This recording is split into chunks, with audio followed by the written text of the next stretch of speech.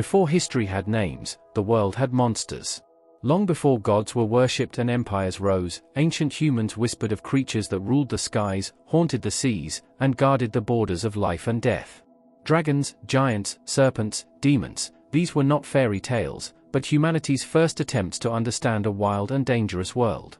Tonight, we journey back to that forgotten age, where myth and reality blurred, and every shadow carried meaning. These legends shaped cultures, warned civilizations, and still echo in our fears today. Thank you for joining us on this journey. Let's begin. Giants, children of the First Age. Before the world was measured by borders and calendars, before humanity believed itself the master of creation, there were giants. Across ancient mythologies, giants are remembered as the children of the First Age, beings born when the world was young, raw, and closer to chaos than order. Their stories echo from the mountains of Greece to the frozen wastes of Scandinavia, from biblical texts to indigenous legends. Wherever early humans looked at towering cliffs, earthquakes, or massive stone ruins, they saw the footprints of giants. Giants were not merely large humans. They represented a different era of existence, one in which nature itself walked and spoke through colossal forms. Their immense size symbolized the overwhelming power of the natural world, mountains that crushed villages, storms that erased generations, and forces that no human hand could control. In Greek mythology, giants were known as the Gigantes, born from the blood of the sky god Uranus when he was wounded by his son Cronus. These beings were deeply connected to the earth, often depicted with serpentine lower bodies, emphasizing their primal nature. The Gigantes rose in rebellion against the Olympian gods during the legendary Gigantomachy, a cosmic war that shook the foundations of existence. Their defeat was not simply a battle, it symbolized the triumph of divine order over primordial chaos. Yet the giants were not mindless brutes. Some were cunning, others wise, and many were tragic. They represented forces that had to be subdued for civilization to exist, but their destruction came at a cost. The world became smaller, safer, and less magical. In Norse mythology, giants, known as the Jotnar, were even more complex. They were not inherently evil, nor were they simply enemies of the gods. In fact, many Norse gods had giant blood flowing through their veins. Odin himself traced his lineage back to the frost giants. This blurred line between god and giant reveals a profound truth in Norse belief: creation itself was born from giants. The cosmos began with the primordial giant Ymir, whose body became the world after his death. His flesh formed the land, his blood the seas, his bones the mountains, and his skull the sky. Humanity lived quite literally inside the remains of a giant. To the Norse, giants were not outsiders, they were the foundation of reality itself. Unlike the Greek Gigantes, the Jotnar often embodied ancient wisdom. Some were masters of magic, others keepers of cosmic knowledge. But they also represented untamed nature, glacier, wild forests, and endless winters. Their conflict with the gods was inevitable, culminating in Ragnarok, the end of the world, where giants and gods would destroy one another in mutual annihilation. In biblical and Near Eastern traditions, giants appear as mysterious and unsettling figures. The Nephilim, mentioned briefly in the book of Genesis, are described as the offspring of the sons of God and the daughters of men. These giants walked the earth before the Great Flood, their presence associated with violence, corruption, and divine judgment. Later texts and apocryphal writings expanded their legend, portraying them as beings who devoured humanity and defied heaven itself. Here, giants are not just symbols of nature but of cosmic transgression, boundaries crossed between divine and mortal realms. Their destruction by the flood reflects a recurring mythological theme: when giants dominate the world, balance is lost, and cleansing destruction follows. Beyond Europe and the Near East, giants appear in countless indigenous myths. Native American legends speak of towering beings who once roamed the land, some benevolent, others monstrous. In African folklore, giants are often ancestral figures tied to the creation of landscapes and sacred sites. In these traditions, giants are not always enemies but forgotten ancestors, remnants of a time when humanity itself was closer to the spirit world. One of the most fascinating aspects of giant mythology is how often giants are linked to ancient ruins. Massive stone structures, megalithic monuments, and inexplicable earthworks were frequently attributed to giants. Early civilizations, lacking modern engineering explanations, believed only colossal beings could have moved stones of such size. In this way, giants became mythic architects, builders of a lost golden age. Psychologically, giants reflect humanity's relationship with power and humility. They are what humans fear becoming, and fear facing. Giants embody unchecked strength without restraint, raw force without refinement. They remind us that size alone does not grant wisdom, and that dominance without balance leads to ruin. At the same time, giants evoke nostalgia for a world that felt larger and more mysterious. As gods replaced giants, and humans replaced gods, something ancient was lost. The giant's extinction marks the transition from a mythic age to a historical one, from a world ruled by forces beyond comprehension to one governed by laws and logic. Yet giants never fully vanished. They remain in our language, our stories, and our imagination. We still speak of standing on the shoulders of giants, acknowledging that our progress rests upon the foundations laid by those who came before. Mountains still resemble slumbering titans. Storm clouds still feel alive with ancient anger. And deep within the human mind, the memory of giants endures, a reminder that the world was once vast, dangerous, and alive in ways we can barely comprehend. The giants were the children of the First Age, and though their bodies fell, their shadows still stretch across history. The Phoenix and the Secret of Rebirth. Across deserts scorched by the sun and temples carved from stone, ancient peoples spoke of a bird that could not truly die. When its time came, it did not rot or fade into dust like other creatures. Instead, it burned. From flame and ash, it was reborn, young, radiant, and eternal. This was the phoenix, one of humanity's oldest and most powerful symbols of rebirth. The earliest known origins of the phoenix appear in ancient Egypt, where it was known as the Bennu. The Bennu bird was closely associated with the sun god Ra and the cyclical flooding of the Nile. Each year, the river's waters destroyed crops and settlements, yet also ensured fertility and renewal. To the Egyptians, destruction and creation were inseparable forces. The Bennu embodied this truth. It was said to perch atop the sacred Ben stone at the moment of creation, its cry marking the beginning of time itself. In this myth, rebirth was not merely personal, it was cosmic. When Greek travelers encountered Egyptian culture, the legend transformed.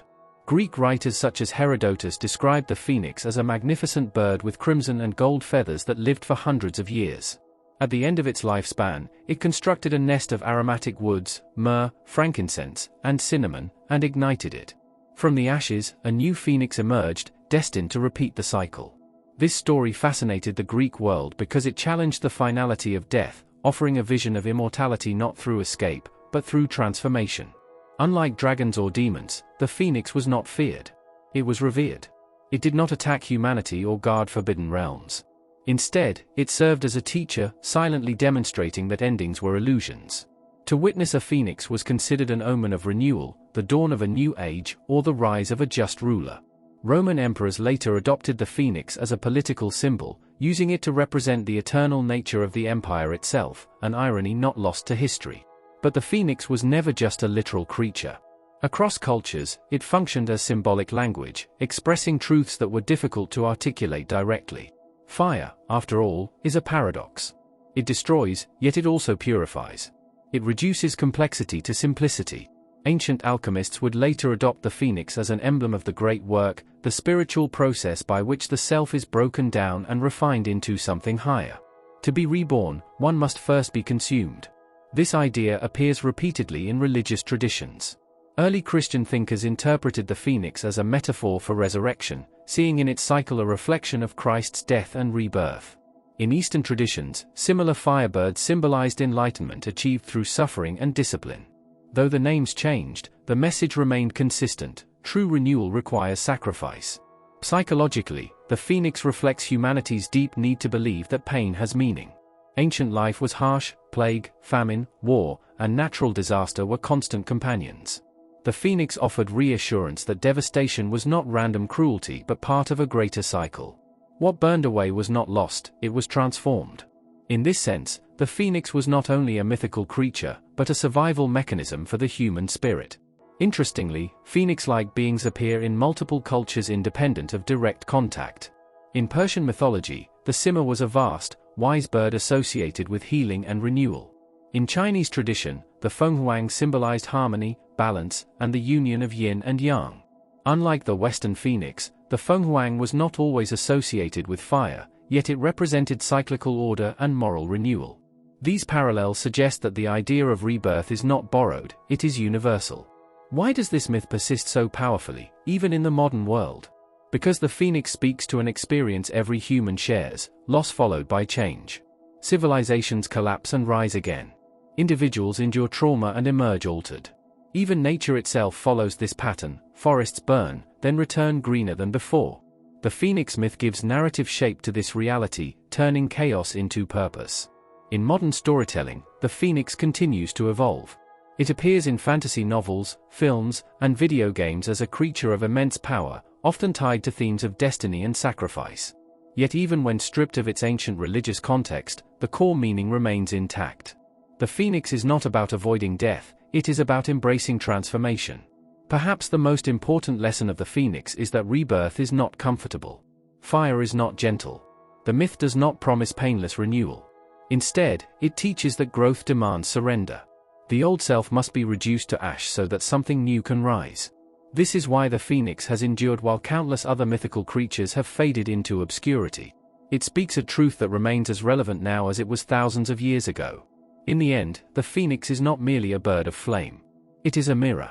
It asks a silent question of every generation that encounters it: what part of you must burn so that something greater can be reborn? Griffins, guardians of sacred wealth. High in the mountains where human footsteps thinned and the sky pressed close to the earth, ancient storytellers placed the griffin. Half lion, half eagle, this majestic hybrid was no accident of imagination. It was a deliberate fusion of the two most powerful animals known to the ancient world: the lion, king of the land, and the eagle, ruler of the sky. Together, they formed a creature believed strong enough to guard what no human should easily possess: sacred wealth, divine knowledge, and the favor of the gods. The griffin's earliest appearances can be traced back to the ancient Near East, particularly Mesopotamia and Persia, as early as the 3rd millennium BCE.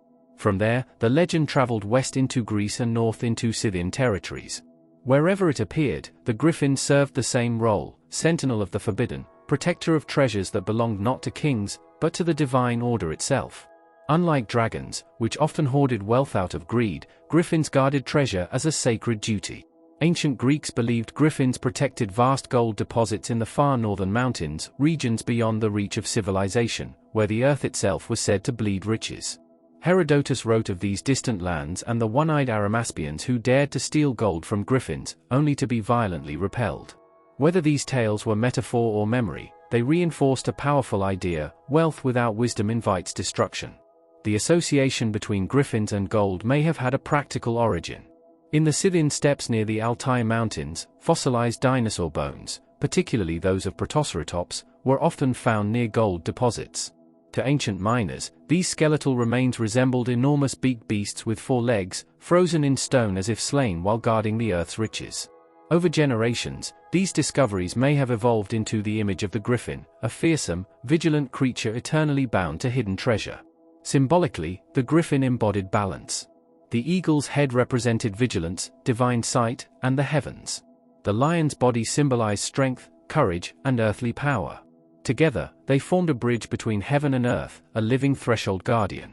In temples, palaces, and tombs, griffin imagery was used not merely for decoration, but for protection. They were carved into walls and thrones to ward off corruption, theft, and spiritual decay. In ancient Egypt, griffin-like creatures appeared as symbols of royal authority and divine wrath. Pharaohs were sometimes depicted as griffins trampling enemies, emphasizing their role as protectors of cosmic order, or Marat. In Persia, griffins adorned palaces and ceremonial objects, reinforcing their role as guardians of sacred kingship. To rule was not simply to command people, but to protect the divine trust placed upon the land. Greek mythology refined the griffin into a creature of near-divine intelligence. It was not savage or mindless, but calculating, loyal, and fiercely territorial. To encounter a griffin was not necessarily a death sentence, unless one approached with greed or arrogance. In this way, griffins functioned as moral arbiters. They punished those who sought wealth without reverence and allowed passage only to the worthy, if at all. This idea of worthiness is central to understanding why griffins endured in myth. Ancient cultures did not view wealth as neutral. Gold, gemstones, and sacred artifacts were believed to carry spiritual weight. To possess them without divine approval was dangerous, even cursed. Griffins existed to enforce this cosmic boundary, acting as living locks placed upon the world's most powerful resources. As the legend spread into medieval Europe, the griffin's symbolism evolved but never weakened. In Christian iconography, the griffin came to represent Christ's dual nature, divine and human, much like its own dual form. It appeared on coats of arms, cathedral carvings, and royal banners, symbolizing vigilance, faith, and incorruptible strength. Even stripped of its pagan origins, the griffin remained a guardian, now defending spiritual truth instead of hidden gold. Interestingly, griffins were rarely portrayed as villains. Unlike many mythical beasts slain by heroes, griffins were obstacles, not enemies. Heroes did not conquer griffins, they avoided them, outwitted them, or respected their territory. This distinction is crucial. The griffin was not meant to be defeated, because it represented a law older than heroes themselves. Psychologically, the griffin reflects humanity's uneasy relationship with wealth and power. The desire for treasure is universal, but so is the fear of what it can do to the soul. By placing a terrifying guardian over riches, ancient myths externalized an internal truth: not all that glitters should be taken. Some things are protected for a reason. Even today, the griffin persists in modern fantasy, literature, and heraldry. It appears in novels, films, and games as a noble beast, dangerous, but just. Its enduring appeal lies in its clarity. The griffin does not deceive.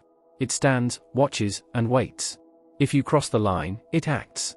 In an age obsessed with accumulation, the griffin's lesson feels more relevant than ever. It asks a question ancient storytellers understood well: what are you willing to risk for wealth, and are you worthy of what you seek? The griffin does not answer. It only guards. Vampiric beings before vampires. Long before Bram Stoker immortalized Count Dracula in 1897, humanity had feared beings that drained life, shadowed the night, and left communities in terror. These creatures were not the refined aristocrats of Gothic novels. They were raw, primal, and deeply connected to the anxieties of early civilizations. The idea of a being that could consume the life force, often in the form of blood, but sometimes soul or energy, appears across continents, emerging wherever humans struggled to understand death, disease, and the restless dead. One of the earliest known examples comes from Mesopotamia, where the Lilitu roamed the night. These female spirits were feared for their ability to attack men, children, and even pregnant women. Scholars believe that Lilitu, sometimes linked to the figure of Lilith in later Jewish mythology, represented the dangers of disease, miscarriage, and the destructive powers of nature. Their nocturnal nature made them invisible threats, and their appetite for blood or life was a metaphor for illness that drained the living. Lilitu were not inherently evil, they were part of the chaotic forces of life that humanity could neither predict nor control. But in a time when survival was fragile, chaos itself was terrifying, and creatures that embodied it became objects of fear, ritual, and legend. Moving west to ancient Greece, stories of Empusa and Lamii carried a similar theme. These were night-haunting beings that preyed upon travelers and children. Lamii, often depicted as women with serpentine lower bodies, were said to seduce men and drink their blood, while Empusa were shapeshifters who could assume different forms to deceive victims. Both were warnings. They cautioned against vulnerability, whether to strangers, the seductions of desire, or the unknown powers that lay beyond civilization's borders. Much like the Lilitu, these beings personified forces beyond human control. Diseases, sudden deaths, or miscarriages were incomprehensible, and the ancients interpreted them as the work of beings with insatiable hunger for life. In Slavic folklore, the Upa appears centuries before vampires became a staple of European Gothic fiction. The Upa was feared as a restless spirit, returning from the grave to feed on the living. Unlike later vampires, which were often aristocratic and cunning, the Upa was brutal, driven by hunger or vengeance. Burial practices were altered to prevent the dead from rising, reflecting a society that believed the line between life and death was permeable. These creatures were often described as bloated and ruddy from their recent feeding, a stark reminder of how the living perceived decay and disease. The Upa also reflects psychological fears, the unknown, the inability to protect the community from invisible dangers, and the anxiety that death was not a final boundary. Across the world, similar beings emerge in cultures that never intersected. In West Africa, the Obeifo is a vampire-like spirit. Often linked to witchcraft, it attacks humans, draining their energy or blood. Obeifo are feared not only for their physical attacks but for their social implications. Being targeted could suggest a community member wielded hidden, destructive power.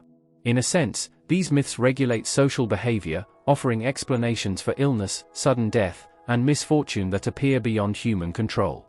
These early vampire-like entities are rarely portrayed as malevolent by choice. They exist as extensions of the natural world, a reminder that survival depends on understanding forces greater than oneself. Even ancient China contains evidence of vampire-like myths in the form of the jiangshi, or hopping corpse. Unlike the sensual vampires of European fiction, the jiangshi is rigid, corpse-like, moving in jerky, hopping motions to drain the life force, often from unsuspecting villagers. It emerges from improper burials, restless spirits, or those who have died violently. The jiangshi myth reflects a deeply held cultural fear of death improperly honored and the consequences of disturbing the balance between life and the afterlife. In every case, the fear of a vampiric being mirrors society's anxieties about death, disease, and disorder. Why do such myths appear so widely and independently? Scholars suggest that vampiric beings serve multiple functions. First, they explain the inexplicable. Ancient societies faced sudden deaths from plague, malnutrition, or childbirth complications. Before medicine, attributing these deaths to malevolent beings provided a sense of control. If you knew the cause, you could attempt protective measures. Second, these myths reinforce social norms. Fear of vampiric attacks discourages wandering alone at night, ignoring communal rituals, or acting against social expectations. Third, they represent internal fears projected outward. Vampires and their precursors embody death, disease, desire, and moral transgression. In essence, the myth externalizes what society cannot contain internally, the terror of mortality. Vampiric beings also show a fascinating interplay between physicality and psychology. Many descriptions emphasize bloating, blood-red skin, or grotesque appearances. These may derive from early observations of corpse decomposition. Bodies buried in shallow graves or during epidemics could appear swollen or discolored, feeding the imagination of the living. Likewise, the idea that vampires return because of moral failings, unritualized deaths, crimes committed, or unnatural acts illustrates a human need to moralize misfortune. Vampires were more than monsters, they were symbols of cosmic justice, chaos, and the limits of human understanding. Even in modern culture, echoes of these ancient beings persist. Contemporary vampires may wear suits, sparkle in sunlight, or seduce romantically, but the archetypal fears remain. The need to make sense of death, to personify disease, and to confront the unknown is timeless. Ancient vampires were terrifying not because of Gothic trappings, but because they represented forces humans could not tame. They taught communities caution, vigilance, and respect for life's fragility. In summary, vampiric beings before vampires reveal humanity's earliest attempts to wrestle with mortality. From Mesopotamia to China, Africa to Eastern Europe, these myths convey deep truths about fear, survival, and the intersection of life and death. They remind us that myths are never merely stories, they are mirror reflections of human psychology, society, and the natural world, encoded in narrative form to help generations navigate an unpredictable world. Before vampires became symbols of romance or horror, they were survival lessons, cautionary tales, and manifestations of the profound mystery of life itself.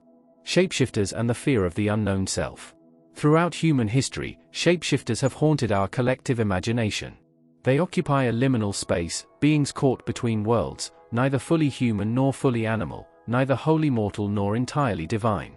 They are mirrors reflecting the parts of ourselves we do not understand, the impulses we suppress, and the fears we dare not name. From the cold forests of northern Europe to the vast plains of North America, cultures have told stories of humans who could change shape at will, or were cursed to do so, as both warning and fascination. In Europe, the werewolf, or lycanthrope, became the quintessential symbol of the shapeshifter. The legend, with roots reaching back to the ancient Greeks and Romans, described humans who could transform into wolves under the influence of the full moon. Some were cursed by gods, others by witches, or as punishment for sins committed. The wolf was a potent symbol, a predator that lived on the margins of human society, an untamable force of nature. To become a werewolf was to lose control, to surrender the civilized self and embrace the primal, instinctual, often violent aspects of humanity. Medieval Europe feared the werewolf because it blurred the line between human morality and animal instinct, making it impossible to know who was truly safe to trust. Yet Europe was not the only place to fear shapeshifters. Among the indigenous peoples of North America, the Navajo told stories of skinwalkers, witches who could take the form of animals to spy, harm, or trick humans. Unlike European lycanthropy, skinwalking was associated with deliberate, often malevolent intent. The shapeshifter could be a friend, neighbor, or even family member. The terror came from the inability to see through the disguise, reflecting the fear that the person beside you may not be who they appear to be. These myths were not merely for entertainment, they were lessons in caution, vigilance, and respect for forces that could not be easily understood. In Japan, the kitsune occupies a more complex role. These fox spirits are shapeshifters, capable of assuming human form, often that of a beautiful woman. They could be benevolent, offering wisdom and protection, or mischievous, tricking humans for sport or revenge. Kitsune are not evil, but morally ambiguous, embodying the duality of nature itself. Their ability to transform represents adaptability, intelligence, and unpredictability, traits humans both admire and fear. Stories of kitsune remind us that transformation is not inherently destructive. It can be an act of cunning, survival, or even love. Shapeshifting myths often explore the tension between order and chaos. Transformation is rarely simple, it is symbolic. In many cultures, becoming a shapeshifter is a metaphor for loss of control, moral ambiguity, or social exclusion. A person cursed to transform into an animal may act out desires or instincts that society forbids. In this sense, shapeshifters expose the hidden parts of the human psyche, the shadow self, as modern psychology would call it. They make visible what civilization demands we hide: rage, lust, greed, or fear. In these stories, the external change reflects an internal struggle, a reminder that every human carries both light and darkness. Shapeshifters are also cautionary tales about identity and trust. The fear they evoke is not just about what they can become, but about who they might really be underneath the surface. In Slavic folklore, the Vukodlak is a human who transforms into a wolf-like creature, often appearing as a normal person until provoked or at night. The uncertainty of whether a friend, neighbor, or stranger might be something else entirely underscores a psychological truth: we never fully know another's inner nature. Shapeshifter myths externalize this universal anxiety, giving it a monstrous form. Many stories of shapeshifters involve a ritual or trigger for transformation. The full moon is the most famous example in werewolf lore, but other triggers include the use of enchanted objects, curses, or even the deliberate invocation of spiritual power. In some African myths, humans can transform into leopards or hyenas to gain strength, speed, or stealth. Transformation is rarely accidental, it is an act that carries consequences, often moral, reflecting the cultural values of the society that created the myth. To shift form is to wield power, and with power comes responsibility. Interestingly, shapeshifting myths are not solely about fear. They often carry lessons of adaptability, resourcefulness, and self-discovery. The ability to change form can symbolize resilience, the capacity to survive in a hostile world, or the skill to navigate social and spiritual challenges. In Norse mythology, Loki, the god of mischief, is a shapeshifter who uses his transformations to outwit enemies and achieve goals. His story reflects both the chaos and the cleverness that shapeshifting can represent. Transformation, in this light, becomes a metaphor for ingenuity and the flexibility of the human mind. Modern fascination with shapeshifters continues to thrive because these myths touch on fundamental human experiences: the fear of losing control, the challenge of understanding identity, and the struggle between instinct and morality. Werewolves in cinema often explore duality, love and rage, and the tension between civilized and primal selves. Skinwalkers and kitsune appear in novels and video games, retaining their moral ambiguity and mysterious allure.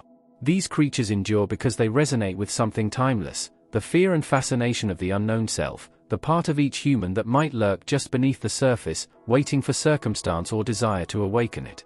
Shapeshifters, then, are not simply monsters, they are mirrors. They force humans to confront the parts of themselves they would rather ignore. They teach that identity is fluid, that morality is tested, and that fear often comes from the shadows within rather than the creatures without.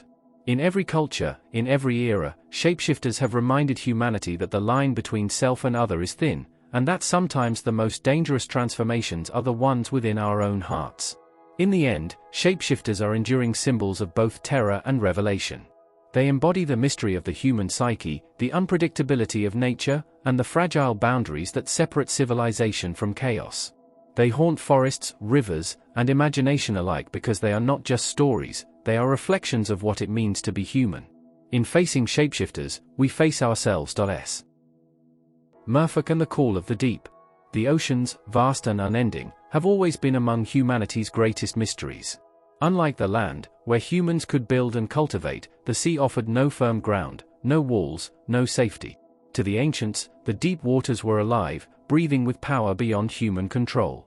From these primordial fears and wonders arose the legends of Merfolk, creatures of the water who were neither fully human nor fully fish, beings that embodied both allure and danger.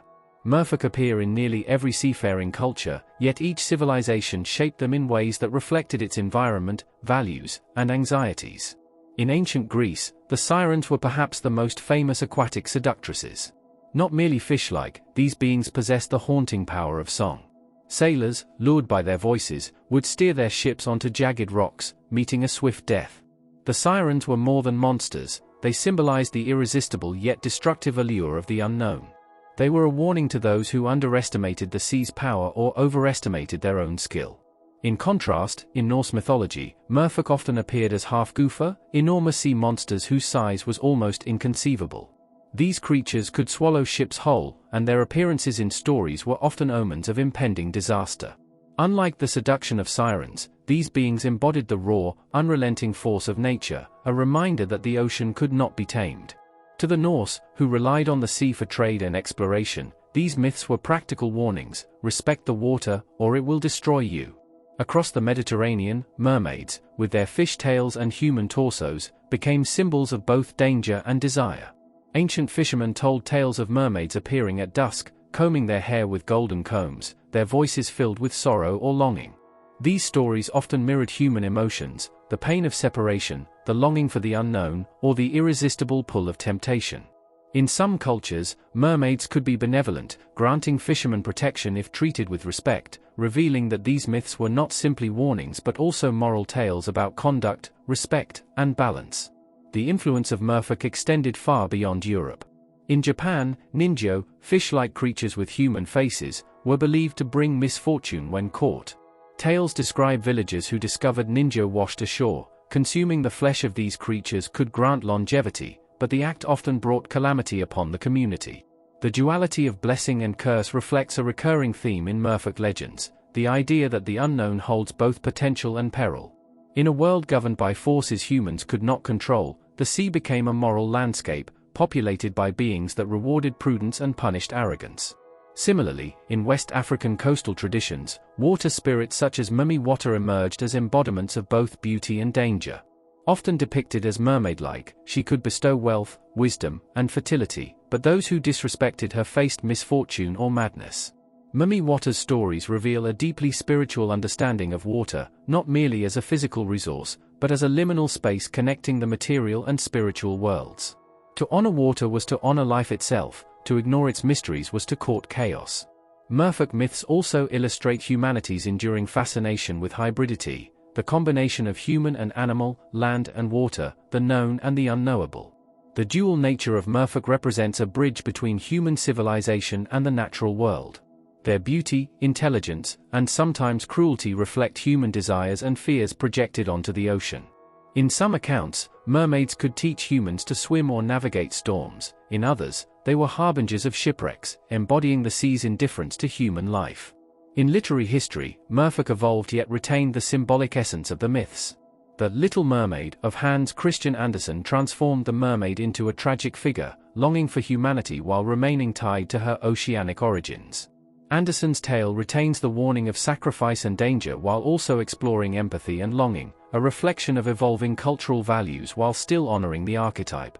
Similarly, in later art and folklore, mermaids became symbols of environmental beauty, mystery, and the delicate balance between humanity and nature. Beyond their symbolic significance, Merfolk reflect practical human concerns. Sailors and coastal communities, dependent on fishing and sea trade, projected their experiences of loss, awe, and survival into these myths. Ships were fragile, storms deadly, and the sea unpredictable. Merfolk legends encoded this knowledge into stories: respect the sea, recognize its patterns, and beware what cannot be tamed. These myths were functional, they taught caution, preparedness, and reverence for a domain humans could never fully control. Even today, Merfolk continue to captivate imagination. They appear in film, literature, video games, and art, reminding us of the sea's mystery. Yet beneath the surface of entertainment lies the same fascination the ancients felt, an acknowledgement that some parts of the world are beyond mastery. The ocean is a liminal space, just as Merfolk are liminal beings, standing on the threshold between life and death, human and otherworldly, danger and wonder. Ultimately, Merfolk are more than mere creatures of myth. They are reflections of humanity's relationship with the natural world, the unknown, and our own desires. The call of the deep is not just a siren song to sailors, it is a reminder that mystery endures, that wonder and fear are intertwined, and that some truths, like the ocean itself, cannot be fully grasped, only respected. In the shadows beneath waves and in the hearts of those who hear the call, the Merfolk continue to live, timeless witnesses to humanity's awe of the deep. Demons and night terrors. Long before the word demon carried the heavy connotation of pure evil, humans sought to explain the inexplicable through stories of night terrors, malignant spirits, and unseen forces. Across cultures, these beings were less metaphors than personifications of danger, illness, famine, storms, and death. They were the embodiment of humanity's deepest fears and the world's most unpredictable forces. To call them monsters is almost too simple. These creatures were often intelligent, capricious, and dangerously clever. They were the first reflections of chaos in a universe that humans desperately tried to order. In Mesopotamia, one of the earliest cradles of civilization, the demon Pazuzu rose in myth as both terror and protector. His grotesque form, wings like a bat, a canine face, scorpion tail, and human limbs, was terrifying. Yet, he was invoked by mothers to ward off Lilitu, the nocturnal demoness who preyed upon infants. In this sense, the demons of Mesopotamia were dual in nature, capable of harm, but also instruments of protection if properly acknowledged. This duality is a recurring theme across cultures. Many demons are dangerous only when ignored or disrespected, and some even become guardians when placated. In ancient Jewish and later Christian thought, demons evolved into the idea of fallen angels, rebellious spirits who defied divine authority. They were no longer just explanations for natural misfortune but moral agents, tempting humans to sin. Figures like Asmodeus, demon of lust and wrath, personified human desires and weaknesses. Tales of demon possession, torment, and haunting began to appear, transforming invisible threats into stories with faces, motives, and terrifying intent. These legends were not just supernatural entertainment, they were moral frameworks, guiding societies on the dangers of indulgence, greed, and hubris. Asia, too, developed a rich tapestry of demonic myth. In Japan, yokai encompassed a vast spectrum, some mischievous, some malevolent. The Oni, horned and brutish, would punish wrongdoers, while shadowy spirits could sneak into homes at night, bringing sickness or misfortune. Chinese folklore spoke of hungry ghosts, spirits denied proper burial, wandering and feeding upon the living to satisfy unmet desires. These creatures were reflections of cultural anxieties, disrespect for ancestors, failure to follow ritual, or violation of natural order could invite disaster in the form of these restless spirits. The universality of demonic myths reveals a fascinating psychological truth. Across continents and epochs, humans experience night terrors, sleep paralysis, and inexplicable fear. Before science could explain the thrumming chest, the paralyzed limbs, or the shadow at the corner of the room, societies created beings to embody these experiences. In essence, demons were early attempts at psychology and medicine, narratives that gave shape to the unexplainable, allowing humans to interact with their fears through ritual, prayer, or storytelling. The nocturnal aspect of demons is particularly telling. Night has always been humanity's greatest vulnerability. Darkness conceals predators, disease, and the unknown. By imagining creatures that stalk the night, humans imposed order upon the terrifying blank canvas of darkness. These legends provided both warning and instruction, to remain vigilant, to protect one's home, and to respect the forces beyond human control. In many cultures, wards, charms, and rituals became indispensable tools against these unseen terrors, demonstrating a practical fusion of myth and survival strategy. Some demons were believed to shapeshift or enter the mind directly, blurring the lines between external threat and internal torment. Sleep paralysis, a universal phenomenon, may explain early legends of night demons sitting on a sleeper's chest. Across cultures, these experiences were ascribed to beings like the Mara in Scandinavian folklore or the incubus and succubus in medieval Europe. The terror felt by those afflicted was real, but the demon offered a story, a framework that gave context to an otherwise terrifying, inexplicable phenomenon. In this way, myths of demons became psychological mirrors, reflecting human vulnerability in tangible form. Demons were also tied to cycles of justice and cosmic balance. In Balinese myth, Rangda, the queen of demons, embodies chaos and destruction but also serves as a counterpart to Barang, the protective spirit. Their eternal battle represents the constant struggle between disorder and harmony, illustrating a profound understanding. Darkness and terror are necessary for life to have meaning. Similarly, in the Hindu tradition, asuras, demonic beings, often challenge the gods, not out of random malice, but to test courage, wisdom, and virtue. These stories reveal that ancient cultures saw demons as essential participants in the moral and natural order, rather than mere embodiments of evil. Despite their terrifying forms and actions, demons often had rules, weaknesses, or ways to negotiate. This suggests that fear, while universal, is manageable. Salt, fire, incantations, and offerings were among the tools used to appease or repel them. This is not so different from modern psychology. Giving shape and narrative to fear allows humans to control it. Myths of demons were early forms of coping mechanisms, using creativity and ritual to reclaim agency in an unpredictable world. In modern times, demons continue to captivate the imagination. Literature, cinema, and video games often revisit ancient archetypes, translating old fears into contemporary narratives. The demons that haunted Mesopotamian mothers, Japanese villagers, and medieval Europeans still live in shadowed corners, reminding us of the enduring power of myth. They persist because they speak to something timeless, the primal human experience of terror, the struggle to understand forces beyond our control, and the eternal tension between vulnerability and power. In the end, demons and night terrors are more than folklore, they are windows into the human mind and human culture. They illustrate how societies, separated by geography and time, grappled with uncertainty, fear, and mortality. They remind us that myth is never just story, it is survival, morality, and psychology intertwined. When we explore these legends today, we are not merely reading tales of horror, we are tracing the paths by which humanity sought to understand the darkness, both around us and within us. Demons were, and always will be, humanity's first teachers in fear. They compel us to look at our shadows, confront our vulnerabilities, and acknowledge that some truths about the world and ourselves are best told in story. Night terrors are not just nightmares, they are echoes of the ancient world, whispers of beings that were as real in the mind as any physical predator, shaping civilization and imagination alike. Sacred beasts of the gods. Throughout human history, animals have been far more than companions, hunters, or livestock, they have been symbols of the divine, bridges between mortal existence and cosmic power. From the earliest civilizations, humans observed traits in animals, strength, speed, ferocity, cunning, and grace, and saw in them reflections of gods and goddesses. Sacred beasts became embodiments of divine authority, spiritual wisdom, and moral lessons, and their images adorned temples, tombs, and rituals.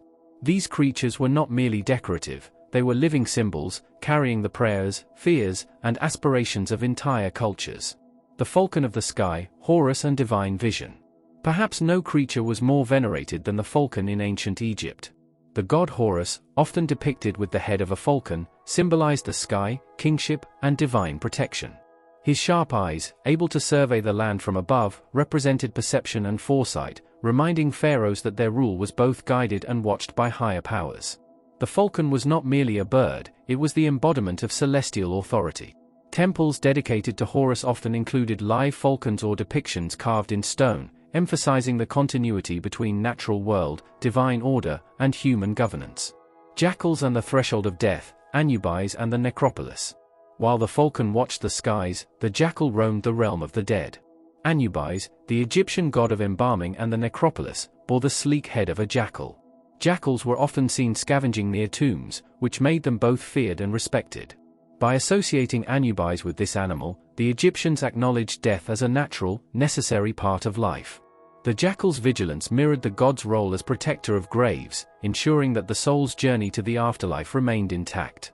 Priests performing mummification rituals often wore jackal masks, symbolically merging with the god and reinforcing the sacredness of death.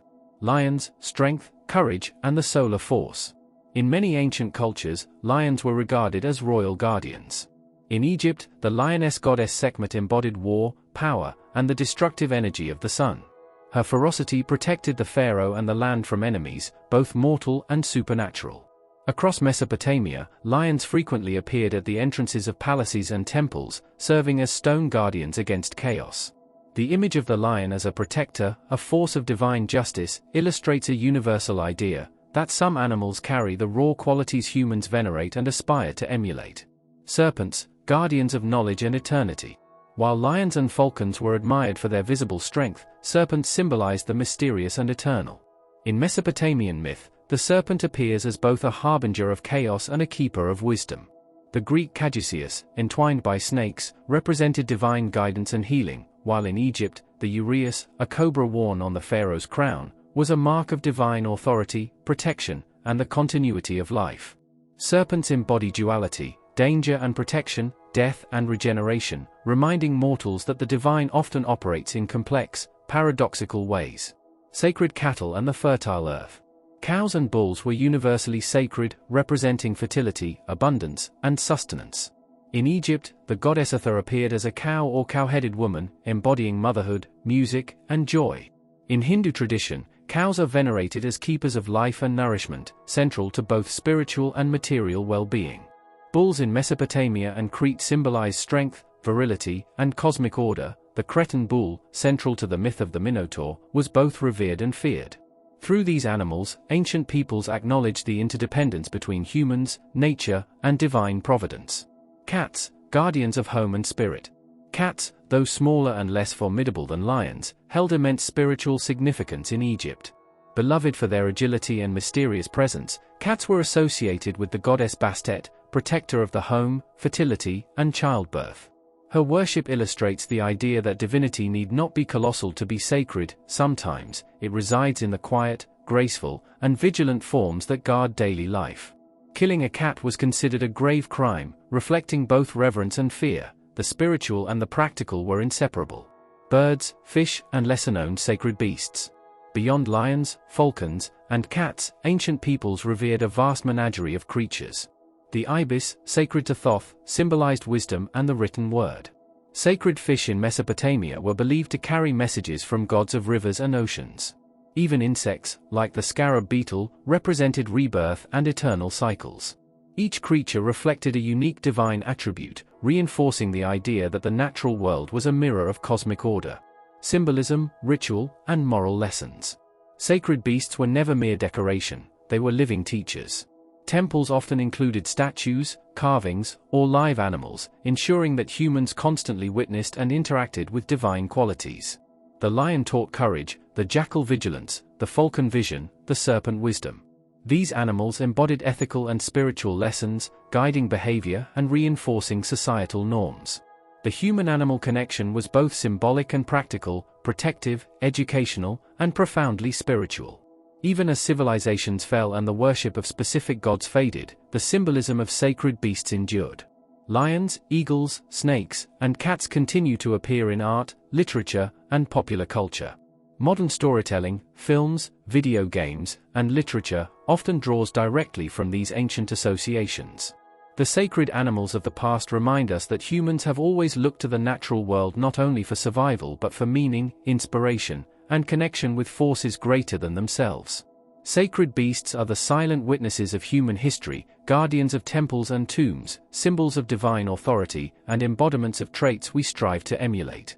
By venerating them, ancient peoples acknowledged a universe alive with power, mystery, and moral guidance.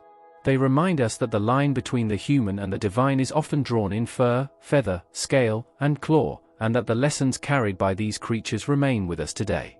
Hybrids born of divine experimentation. Throughout history, human imagination has sought to explain the inexplicable. Sometimes, these explanations took the form of creatures that straddled worlds, part human, part animal, part divine. Such hybrids were more than monsters, they embodied the boundary between mortality and godhood, order and chaos, reason and instinct. Many ancient cultures told stories of beings whose forms challenged the natural order, often as consequences of divine intervention, punishment, or experiments meant to teach, test, or terrorize humanity. One of the most famous hybrids from Greek mythology is the Minotaur, a creature with the body of a man and the head of a bull. Born of an unnatural union between Pasiphae, the queen of Crete, and a sacred bull sent by the god Poseidon, the Minotaur represented the peril of divine transgression. Imprisoned within the labyrinth designed by Daedalus, the Minotaur became a symbol of human fear and fascination with chaos contained. The labyrinth itself, twisting and infinite, mirrored the creature's own dual nature, both humanly intelligent and animalistically violent. Heroes like Theseus did not merely battle a monster, they confronted the complex intersection of morality, divine will, and instinctual force. Hybrids also appear as centaurs, half-human, half-horse, bridging the civilized and wild. In Greek mythology, centaurs lived on the edges of human society, often representing the untamed forces of nature. Some, like Chiron, were wise teachers and healers, while others were violent and indulgent, embodying humanity's potential for both wisdom and savagery. The duality of centaurs reflected a profound understanding. Human intelligence without restraint can be dangerous, but so too is untempered instinct without guidance. In essence, centaurs were living metaphors for the human struggle to balance intellect, desire, and moral responsibility. Beyond Greece, other cultures offered their own visions of hybrids. The Sphinx of Egypt combined a human head with a lion's body, guarding sacred knowledge and royal tombs.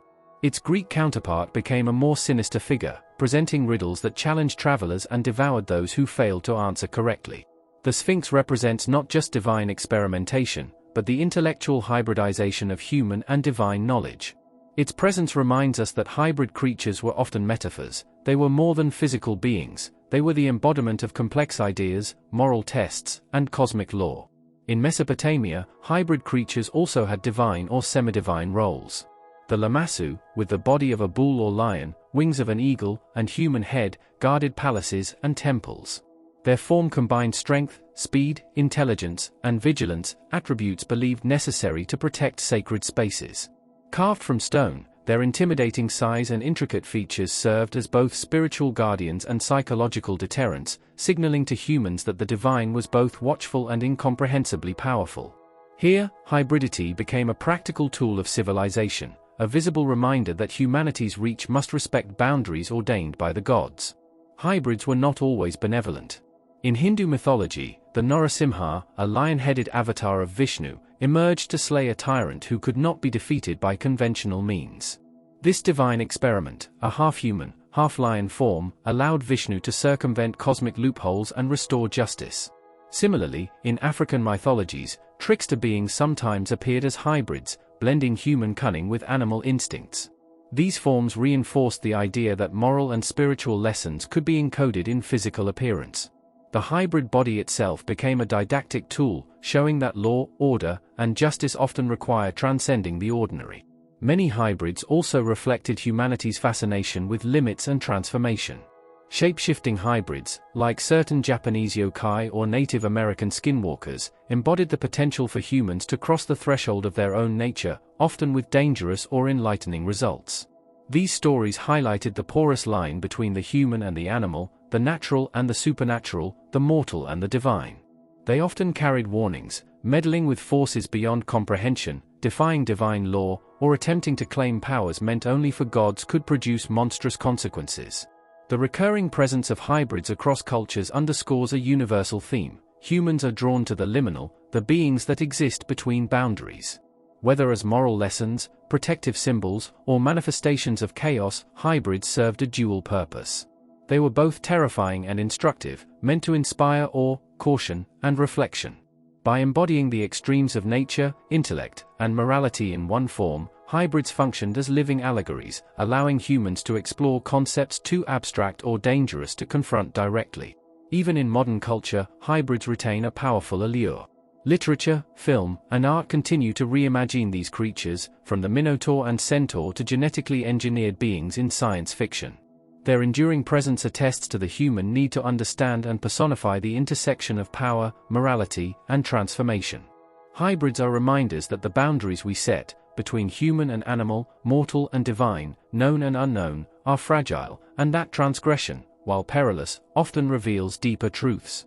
In the end, the study of hybrids born of divine experimentation is not merely an exploration of monsters or myth. It is a study of human imagination, morality, and our desire to reconcile the impossible. Each hybrid tells a story of cosmic curiosity, human ambition, and the enduring tension between order and chaos. They are more than legends. They are mirrors reflecting our fears, our ethics, and our endless quest to understand the world through the forms we dare to imagine. Hybrids are the living evidence of humanity's dialogue with the divine, terrifying yet wise, destructive yet instructive, animal yet intellectual. By studying these beings, we gain insight into ancient civilizations, their values, their fears, and their vision of the cosmos. They were not merely mythical monsters, they were teachers in the guise of beasts, challenging every generation to understand the balance between instinct, intellect, and the divine. The undying guardians of the underworld. Long before humanity carved kingdoms from stone or sailed across oceans, people looked beyond the living for answers. They wondered, what waits for us when the last breath escapes, when the heart stills, and the body is claimed by soil or flame? In every culture, from Mesopotamia to China, from Greece to the Americas, there existed beings whose purpose was singular and terrifying: to guard the dead, to enforce the laws of the afterlife, and to ensure that life and death remained separate. These were the undying guardians of the underworld. In Greek mythology, there is Cerberus, the three-headed hound of Hades. Fierce, relentless, and impossible to deceive, Cerberus was tasked with one responsibility: to prevent the souls of the dead from fleeing their final judgment. Each of his 3 heads, the poets say, represented vigilance over the past, present, and future. Around him, the underworld sprawled, Styx, Akron, and Lethe, and countless shades wandered in eternal twilight. No mortal could pass without his consent, and no soul could escape. In some versions, he was more than a guard, he was the embodiment of death's inevitability, a living reminder that mortality could never be cheated. Yet Cerberus was not alone in the ancient imagination. The Egyptians, who perfected the art of death and mummification, envisioned Anubis, the jackal-headed god of embalming and protector of graves. Anubis was not merely a sentinel, he was a guide. He led souls to judgment, weighed their hearts against the feather of Marat, and ensured the preservation of order. Unlike Cerberus, whose focus was purely enforcement, Anubis balanced mercy and justice, showing that the guardians of death could also embody the ideals of civilization, fairness, ritual, and cosmic balance. Far to the east, the Chinese imagined the guardians of Diyu, the intricate underworld of their tradition. Here, the dead were judged, sometimes tortured, sometimes purified, before they could be reincarnated. The guardians were monstrous, often half-human, half-animal, or grotesquely deformed. They patrolled rivers of fire and caverns of stone, wielding whips, chains, and iron staves. Their purpose was unyielding: the soul must face its sins, its misdeeds, and the karmic consequences of its earthly existence. Unlike the Greek or Egyptian counterparts, these guardians were part of a sprawling bureaucracy of death, an underworld designed not only to punish but to educate and correct. To encounter them was to face the weight of one's own actions. Native American myths offer a different perspective. Some tribes spoke of night walkers or shadow guardians of the spirit world, beings who prowled the liminal spaces between life and death. These were not always monstrous. They were often depicted as human-like spirits, sometimes glowing with a spectral light, other times blending seamlessly into the darkness.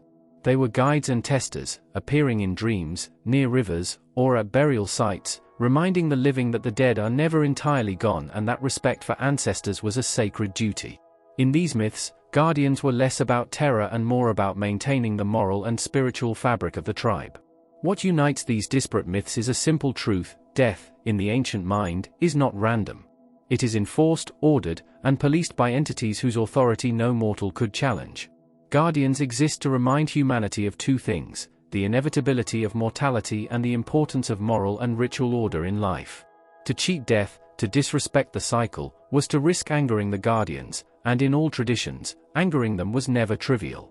Tales abound of those who tried to steal from tombs, escape fate, or summon the dead, only to be met with terror, madness, or destruction.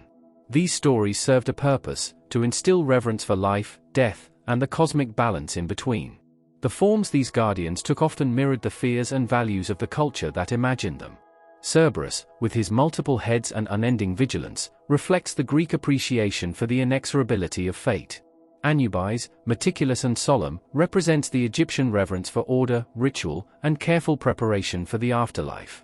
The guardians of Diyu show the Chinese obsession with justice, hierarchy, and karmic retribution. Shadow spirits in native myths remind communities of the interconnectedness of the living and the dead, emphasizing respect and remembrance over brute fear. In every case, the guardians are not arbitrary monsters. They are mirrors of human philosophy, ethics, and psychology projected into the unseen. Psychologically, these myths perform a profound function. Death is the ultimate unknown, a force beyond human control. By imagining guardians, humanity gives form to the abstract. These creatures allow mortals to conceptualize, interact with, and symbolically negotiate the mysteries of mortality. A guardian is both a threat and a teacher, fear keeps the living in line, ritual provides meaning, and storytelling preserves cultural memory. In essence, the Underworld Guardians were humanity's earliest counselors, therapists, and moral philosophers, wrapped in monstrous or inspiring forms. Even in modern times, their echoes remain. The image of Cerberus appears in literature, film, and video games, often as a monstrous gatekeeper to a forbidden realm. Anubis surfaces in art, horror, and fantasy, guiding souls or haunting dreamscapes. Chinese-style underworld demons appear in popular culture as cautionary figures. In every representation, the core symbolism remains unchanged. Guardians remind us that death is a force, not an accident, a law, not a mere ending. Perhaps the most unsettling aspect of these myths is their universality.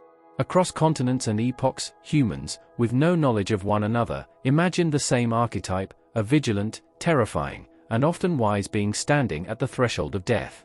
It suggests that beneath cultural differences lies a shared human intuition, a collective understanding of life's fragility, the inevitability of decay, and the importance of respecting forces larger than oneself. The Undying Guardians of the Underworld are more than monsters. They are symbols, teachers, and warnings. They remind us that life is precious, that actions matter, and that the world beyond our senses is governed by laws older and stranger than any human law. They haunt not because they exist in reality, but because they exist in the deepest parts of the human psyche, where fear and reverence meet. As we look back on these myths, we see ourselves reflected in their monstrous eyes. They demand courage, respect, and wisdom, asking us to confront the final mystery with awareness rather than denial. The Guardians stand eternal, unyielding, and just, silent sentinels over the threshold that every living being must one day cross. Sky creatures and celestial omens. From the dawn of human imagination, the skies have been a realm of wonder, mystery, and fear. Unlike the earth, which could be touched, hunted, or tamed, the heavens were untouchable, vast, and filled with inexplicable phenomena. Every sunrise, eclipse, or thunderstorm was interpreted as a message, a warning, or a blessing from the divine. And to give shape and meaning to these celestial signs, humans conjured sky creatures, beings that bridged the natural and supernatural, embodying the forces that controlled the wind, the storm, and the very light of the heavens. In ancient cultures across the world, these sky creatures were not merely symbols, they were active participants in the cosmic order. In Native American traditions, the thunderbird dominated the skies. Often described as a colossal bird whose wings created thunder and whose eyes flashed lightning, the thunderbird represented both power and protection. Tribes believed that seeing the thunderbird was a sign that the divine was near, that their prayers were heard, and that the balance between humans and nature was being maintained. Yet, to anger the thunderbird was to invite storms, floods, or even death. The bird's dual nature, as protector and punisher, reminded people that the sky was both giver and taker of life. Far to the east, in the rich mythologies of India and China, the skies were home to serpentine dragons, not winged birds, yet equally celestial in significance. Chinese dragons, unlike the often destructive Western dragons, were benevolent yet awe-inspiring beings. They governed clouds, rain, and rivers. Farmers prayed to these dragons for rainfall, understanding that their livelihoods depended on celestial favor. In many Chinese artworks, dragons soar through stormy clouds, chasing pearls of wisdom or celestial orbs, a visual representation of the cosmic interplay between knowledge, chaos, and natural forces. Their serpentine bodies twisting through the sky symbolize the fluidity of water, the unpredictability of weather, and the harmony of yin and yang. In Greek mythology, the skies were no less mysterious. The eagle of Zeus, soaring above Mount Olympus, symbolized divine authority and vision. Birds in general were considered messengers of the gods, capable of carrying omens and divine insight. An eagle appearing during battle or a storm could dictate strategy, signal victory, or foreshadow doom. These beliefs extended to interpreting the patterns of flight, the cries of birds, and even sudden storms as signs of divine favor or disfavor. Humans, ever attuned to survival, learned to read these messages as part of their daily lives. The symbolism of celestial creatures was not always tied to natural phenomena. Sometimes, these beings were warnings, bridging the human psyche with the unknown. The roc, a legendary giant bird from Arabic and Persian tales, was said to be so enormous that it could carry elephants in its talons. Sailors and desert travelers would recount tales of rocs lifting caravans or ships into the air, reminding people that the sky was a domain beyond human control. Like the thunderbird, the roc represented both awe and terror, a reminder that even the most advanced civilizations were small under the vast, untamed heavens. Even in Norse mythology, sky creatures held profound meaning. The eagle that perched atop Yggdrasil, the world tree, and the giant hawk Hreysvelgr, who sat at the edge of the world and created winds with his wings, showed that air and sky were deeply connected to life and survival. These myths were not mere fanciful tales, they were the earliest forms of meteorology and environmental awareness encoded in story. Winds, storms, and eclipses were unpredictable forces, and humanity personified them to understand and respect them. By turning these phenomena into creatures, people could narrate the chaos and maintain a sense of agency, even if symbolic, over nature.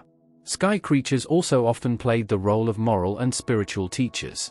In many cultures, observing their behavior, or interpreting the signs associated with them, was a way to learn virtue, patience, and respect. For instance, the Native American thunderbird was not just a stormbringer, it was a guardian. Its appearance could signify divine intervention in human affairs, reminding communities to act with integrity, to honor the land, and to respect the balance of life. Similarly, the eagle of Zeus symbolized vigilance, leadership, and divine justice, reinforcing the societal ideals of courage and discernment. Celestial omens, often tied to these creatures, were an essential part of governance, warfare, and daily life. In Mesopotamia, priests would study the flight of birds and the patterns of storms, interpreting them as messages from the gods. They believed that neglecting these signs could bring famine, plague, or defeat in battle. Even solar and lunar eclipses, once terrifyingly inexplicable, were seen as manifestations of celestial creatures' displeasure or intervention. The sky, in essence, was alive with beings whose actions could reshape the human world. Yet, the fascination with sky creatures was not limited to fear or reverence. These beings inspired imagination, artistry, and storytelling. From carvings on temple walls to epic poems recounting their deeds, sky creatures were central to cultural identity. Their forms were exaggerated to inspire awe: feathers as long as rivers, wings wide enough to blot out the sun, or eyes flashing like lightning. These exaggerations were not simply fanciful, they were designed to convey the immensity of natural forces and the humility of human existence in contrast. Even today, the influence of these sky creatures is pervasive. They echo in modern literature, cinema, and video games: dragons breathing fire, giant birds controlling storms, winged beings battling heroes in the clouds. They serve as reminders that humanity has always looked to the sky for guidance, warning, and wonder. Though science explains wind patterns and meteorology, the emotional resonance of sky creatures persists because they symbolize our eternal quest to connect with forces larger than ourselves. In the end, sky creatures and celestial omens are not relics of superstition. They are expressions of human awe, fear, and imagination. They remind us that the skies, vast and unpredictable, have always been a mirror of our desires, our vulnerabilities, and our hopes. Every storm, every bolt of lightning, every gust of wind carries echoes of the thunderbird, the roc, the eagle of Zeus, and countless other beings who once reigned supreme over human perception of the heavens. They are ancient witnesses to our lives, bridging the mortal world with the eternal, reminding us that the skies will always hold secrets we are compelled to imagine and revere. Tricksters, chaos with a smile. In every corner of the ancient world, humans told stories not only of terrifying monsters or majestic gods but of those who danced between order and chaos, creatures of cunning, mischief, and unpredictability. These were the tricksters, beings who challenged authority, mocked the powerful, and revealed truths in ways both humorous and unsettling. Unlike dragons, giants, or demons, tricksters rarely destroyed on a large scale. Instead, they disturbed the status quo, often with a grin, a sly word, or a clever deception, teaching lessons that could not be learned through fear alone. One of the earliest examples comes from Mesopotamia, where tales of Loki-like figures, though not named as such, populate ancient Sumerian and Akkadian myths. These spirits were unpredictable, sometimes aiding humans with cleverness and other times leading them into calamity. Their duality reflected a profound understanding: the universe is not purely orderly, and even the gods are subject to folly. Humanity, therefore, could learn through mischief and observation, not merely through obedience or fear. In Greek mythology, tricksters often took human or semi-divine form. Hermes, the messenger god, was a classic trickster. Before assuming his divine role as the herald and protector of travelers, Hermes demonstrated cunning as a newborn, stealing Apollo's sacred cattle and cleverly disguising his crime. Though Apollo was furious, the act was not punished harshly. Instead, it became a tale of cleverness, ingenuity, and negotiation. Hermes' actions reflect an important aspect of tricksters worldwide. They bend rules, not for evil alone, but to expose weaknesses in systems and reveal truths about human behavior. Across the oceans, Native American mythologies are rich with trickster tales. The coyote, in particular, embodies both humor and profound disruption. In some stories, Coyote brings fire to humanity, outwitting other spirits and teaching humans a crucial skill. In others, he acts selfishly, stealing or deceiving for his own amusement, and causing chaos that must later be remedied. The coyote's charm lies in his unpredictability. He is not wholly good or evil, and that ambiguity is central to his power. By laughing at the foolishness of both gods and humans, he reminds his audience that the universe does not always follow moral expectations. Similarly, Anansi the spider from West African and Caribbean folklore is celebrated as a master trickster. Small in size but immense in intellect, Anansi often uses wit rather than force to achieve his goals, sometimes deceiving gods, humans, or other spirits. In one well-known tale, he cleverly outsmarts larger, stronger opponents, acquiring wisdom or resources for himself, or sometimes for humanity. Anansi's stories were not mere entertainment. They were vehicles for teaching cleverness, strategic thinking, and the power of communication in societies where physical strength alone could not guarantee survival. The universality of tricksters speaks to their psychological and cultural importance. Carl Jung and later anthropologists have pointed out that trickster figures exist in nearly every society because they embody the contradictions inherent in human nature. Tricksters remind us that intelligence, humor, and adaptability can be more potent than brute strength or rigid morality.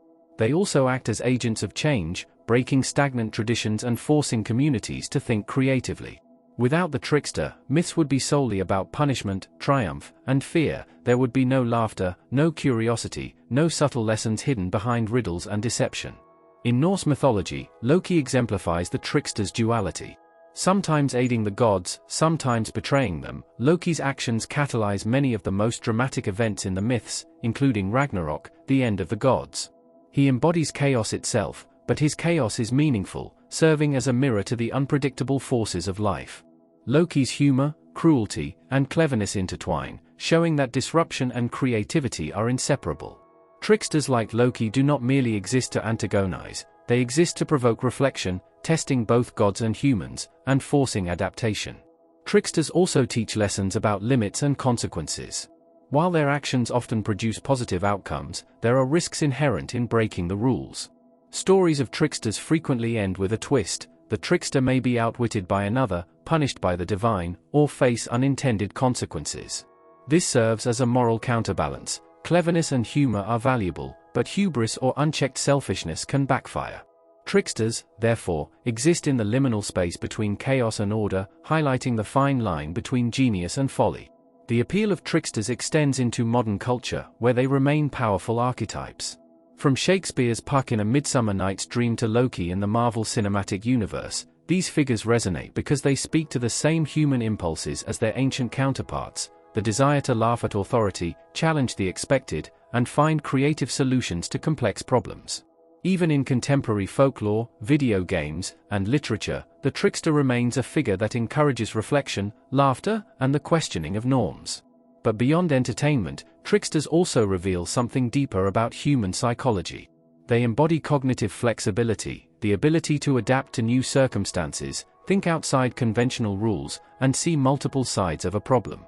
In cultures where survival often depended on wit and strategy, tricksters were symbolic guides, showing that intelligence and humor could overcome even the most formidable challenges.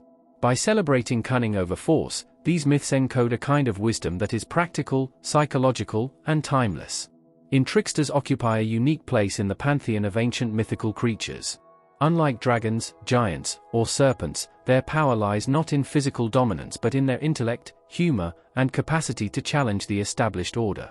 Whether it is Coyote laughing at the misfortune of others, Anansi spinning webs of cunning, Hermes cleverly negotiating, or Loki orchestrating chaos among gods, tricksters remind us that life is rarely predictable, and wisdom often comes with a smile.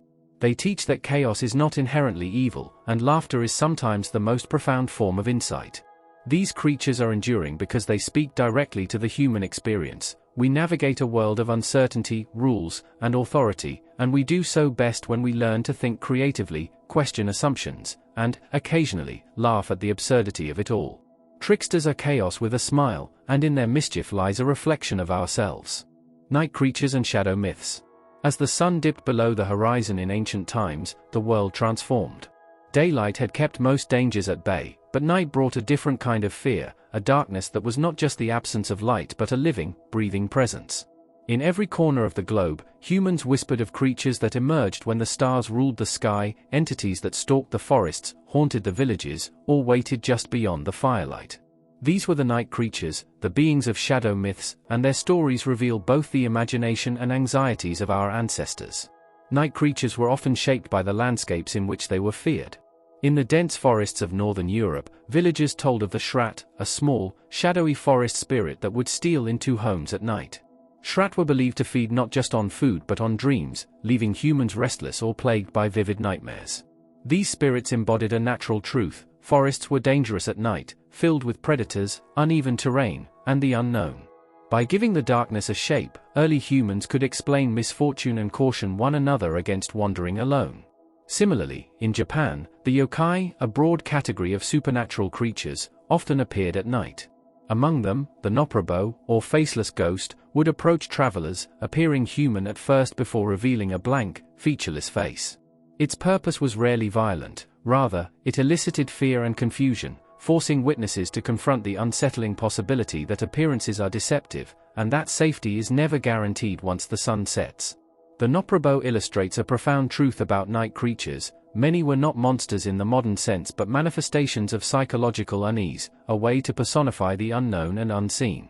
In Africa, particularly among the Zulu and other southern tribes, there were tales of night-dwelling spirits called tokolosh. These impish, often malevolent beings were said to crawl into homes at night, sometimes invisible, sometimes only partially seen.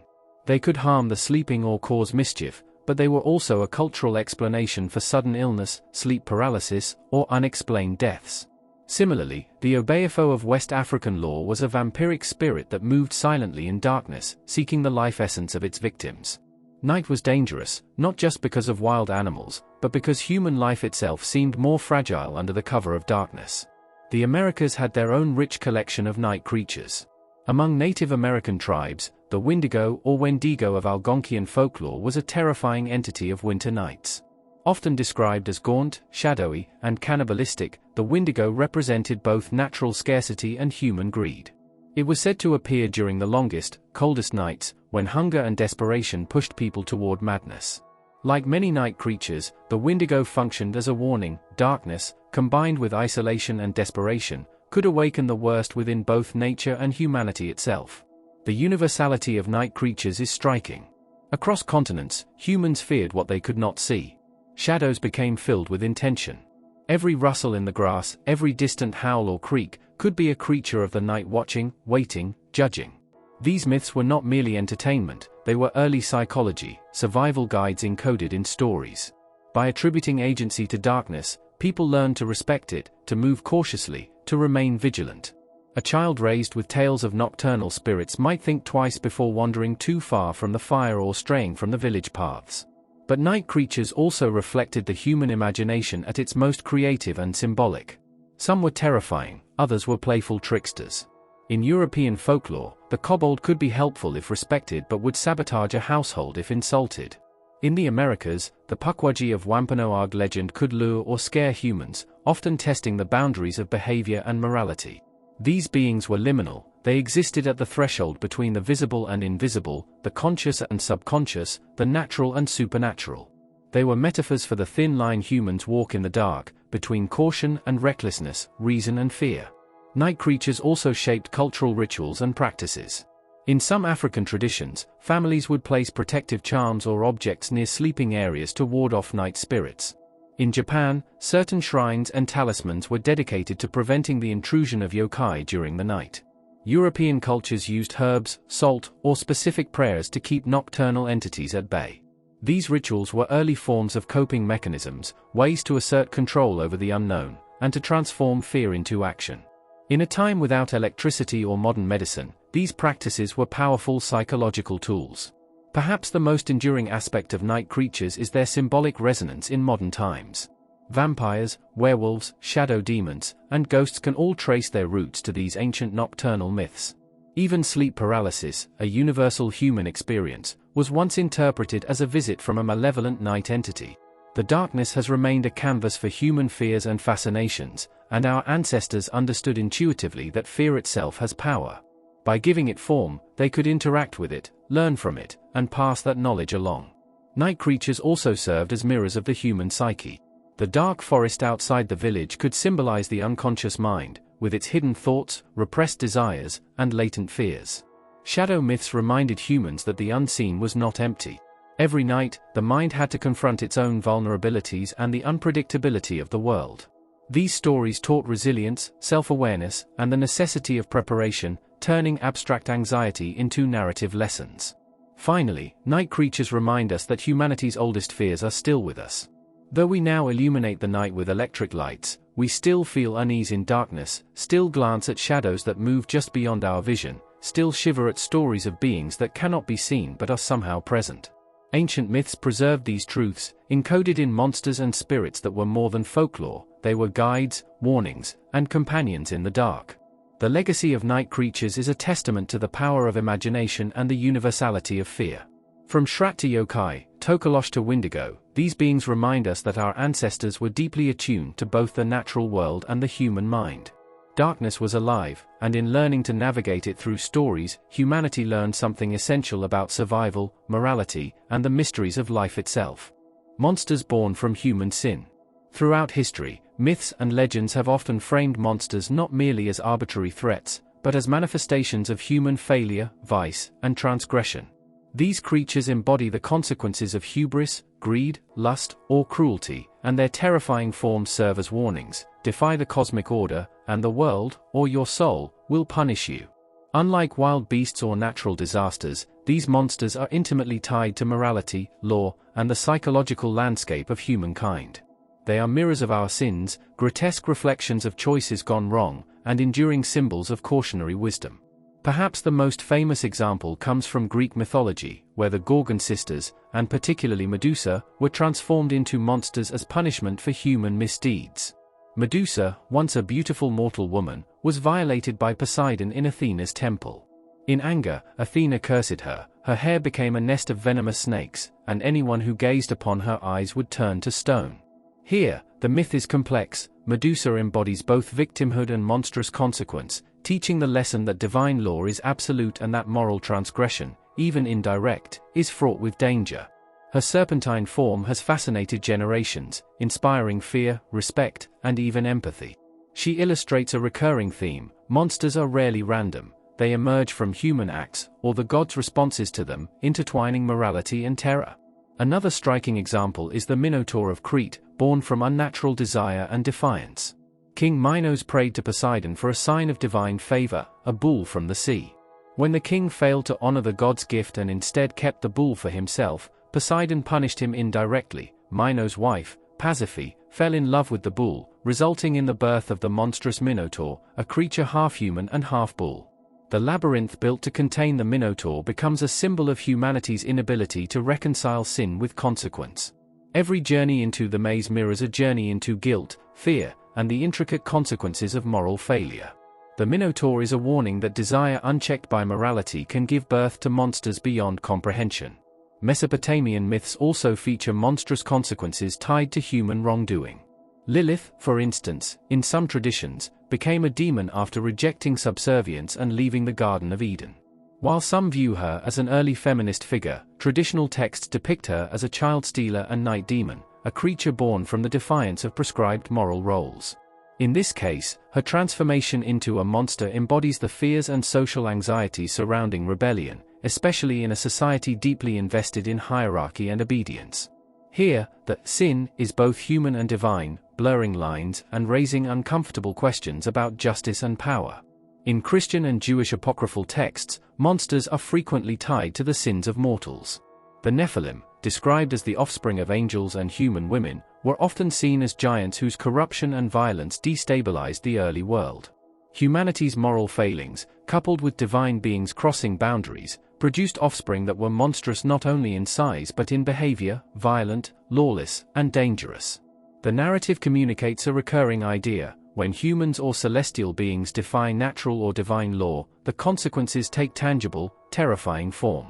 The world itself can become a laboratory of retribution, producing creatures that reflect the imbalance caused by sin.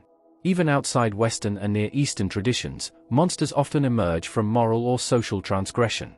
In Japanese folklore, the Jirogumo, a spider-woman, lures men to their deaths, often as punishment for lust or arrogance. Similarly, Rangda, the Balinese queen of demons, embodies the chaos unleashed when envy, greed, and disrespect invade sacred order. These myths link monstrous form to human behavior, reinforcing cultural norms and ethical codes. The monster is not simply fear, it is embodied lesson, a cautionary tale made flesh, or scale, or wing. The psychological dimension of these myths is equally compelling. Monsters born from human sin externalize internal fears, guilt, and moral dilemmas. Medusa's petrifying gaze, for instance, represents both the horror of violating sacred space and the inescapable judgment that follows. The Minotaur's labyrinth mirrors human entrapment in cycles of sin and retribution. Lilith's nocturnal raids reflect anxieties surrounding rebellion and sexual autonomy. By projecting our moral fears onto external forms, these stories allow societies to process ethical tension in a narrative, often terrifying but ultimately instructive, framework. Art and literature have long reinforced this link between sin and monstrosity. Medieval manuscripts depict sinners transformed into grotesque beasts, their faces twisted with eternal regret, horns sprouting, tongues forked. Renaissance painters took inspiration from classical and biblical sources, portraying monsters as simultaneously horrifying and tragic, emphasizing the duality of punishment and pathos. The consistent artistic theme across cultures is that monsters are extensions of the human moral landscape, physical embodiments of ethical truths and errors. Even in modern culture, this motif persists. Horror films and literature frequently portray monsters arising from hubris, greed, or immorality. Frankenstein's creature, while sympathetic, emerges from Victor Frankenstein's transgression against natural law. Vampires and zombies often symbolize human moral decay or societal neglect, echoing the ancient concept that monsters are born from human failings. These modern iterations underscore the timelessness of the theme: the monstrous is inseparable from human choice. Ultimately, monsters born from human sin serve as mirrors, warnings, and teachers. They demonstrate that actions have consequences beyond comprehension, that moral transgressions can manifest in forms that haunt, terrify, and endure. They remind humanity that evil is not only external, it can originate from within, and unchecked sin has the power to distort the world, producing beings of unimaginable horror. Through these legends, humans learn that monsters are not simply threats to life, they are manifestations of law, ethics, and cosmic order. They represent the intersection of morality, psychology, and the supernatural, giving form to the consequences of human behavior. By studying these myths, we gain insight not only into ancient fears but into timeless truths about the human condition, that every act resonates beyond ourselves, and that the monstrous may always be closer than we think. Apocalyptic beasts and the end of ages. From the earliest myths, humans have imagined a time when the world itself would collapse, when the laws of nature would fracture, and when monstrous beings would emerge to herald the end of all things. These apocalyptic beasts were not simply creatures of terror, they were cosmic symbols, portents of destruction, reminders of mortality, and reflections of the cyclical nature of existence. Across cultures, these legends reveal deep-seated anxieties about chaos, divine wrath, and humanity's place in the universe. In this chapter, we explore the terrifying creatures imagined to roam the final days of creation. In Norse mythology, the end of the world is known as Ragnarok, the twilight of the gods. Here, monstrous beings play central roles in the apocalypse. Foremost among them is Fenrir, the gargantuan wolf-born of the trickster god Loki. Fenrir grows uncontrollably in power and size, prophesied to break free from his chains at the end of days. He is destined to devour Odin, the All-Father, shaking the cosmos with his jaws.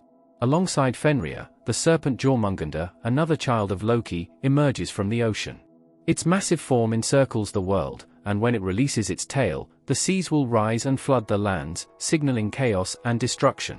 These creatures are not merely monsters, they are forces of cosmic inevitability, embodiments of nature's fury and the inescapable cycles of time.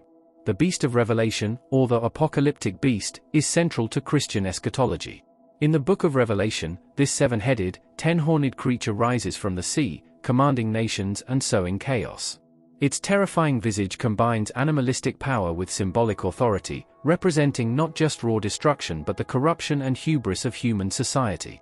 The beast's emergence marks a period of tribulation, where moral and spiritual decay becomes entwined with the material world. As with Fenrir and Jormungandr, the apocalyptic beast functions as both a literal and symbolic agent of the end, showing that destruction in myth often carries a moral or cosmic dimension. In Mesopotamian myth, there are echoes of apocalyptic beasts in the battle between gods and primordial chaos. The chaos dragon Tiamat, once defeated by Marduk to create the world, is prophesied in some texts to return in times of cosmic imbalance.